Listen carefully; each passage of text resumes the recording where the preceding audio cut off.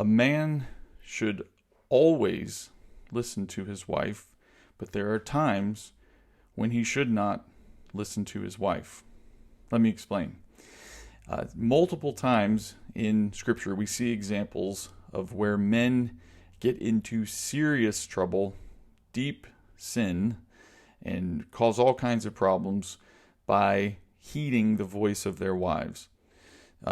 Genesis 3:17, Adam is rebuked by the Lord for heeding the voice of his wife and taking the fruit from her, following her into sin. Or, of course, we could say leading her into sin and then by his abdication and then joining her in it. But we also see this in Genesis 16 when Sarah comes up with the idea to give Abram her maidservant Hagar, and Abraham heeded the voice of Sarai, and things did not turn out well. So there are times when men abdicate their responsibility to lead their wives by obeying the voice of their wives, by heeding the voice of their wives when they shouldn't. But men should always be willing to listen to their wives. Men should always be willing to hear the perspective and the concerns and the suggestions of their wives. Any man who ignores the counsel of or concerns of his wife is an idiot, and he is giving up, he's ignoring, he's missing out on one of the most important sources of wisdom and perspective that God has given him. And so a man should always be willing to listen to the counsel and the concerns and the fears and the misgivings and the intuitions of his wife. She has the ability to see things that you can't see. She has the ability to understand things in a way that might not make sense to you, but might be perfectly legitimate and real, even if she can't articulate them in the way that you think she ought to be able to. And so a man who does not talk to his wife and listen to her and get her thoughts and heed her concerns is a fool and is going to be in for a whole lot of trouble. Not only in his marriage, but in the bad decisions that he's going to make because he hasn't factored in the perspective and the concerns of his wife. But there are times when a woman has concerns, has fears, and the man needs to listen to those and to budget for those and to make course corrections based on those things without changing his mission, without giving up the direction that he is pursuing.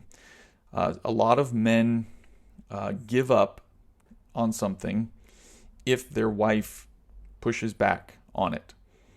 A lot of men will decide they want to do something, they start heading down a certain path, and if their wife expresses reluctance, or she says she doesn't like it, she doesn't feel good about it, it stresses her out, it makes her anxious, she feels bad about it.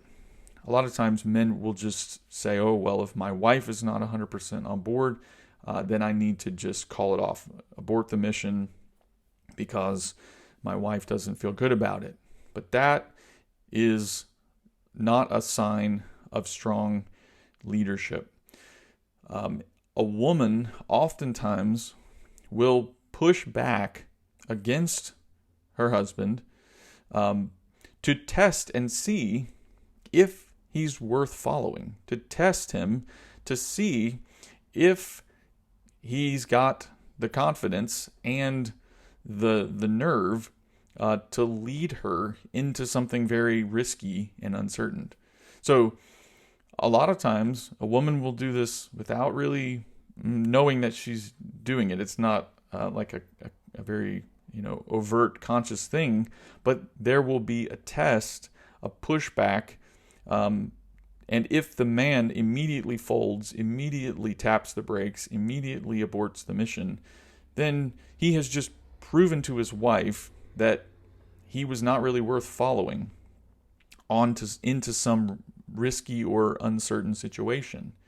So if a man is pursuing in wisdom some mission or some purpose for himself or his family, and his wife is concerned about it, has fears, misgivings, she's reluctant, she's thinking about all the ramifications of this that maybe you haven't considered, the appropriate thing to do would be to take all of those things under advisement, to take them all into consideration, to find a way to address the ones that are legitimate, that are real, that are definitely things you hadn't thought about.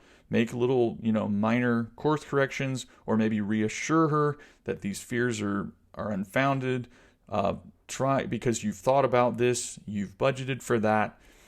Help maybe to allay her fears, and then being sharpened and strengthened by her concerns and her and the things that she's brought up. Then pursue the mission anew, hopefully having allayed fears and gained her trust and her respect as a leader, because you've shown yourself to be someone who is driven, but also open to reason, someone who is single-minded and focused, and not going to give up easily when things get difficult. You're someone worth following, but you're also someone who will listen, someone who is not just going in blind or blinded by their pride, or hard-headed, and won't take advice.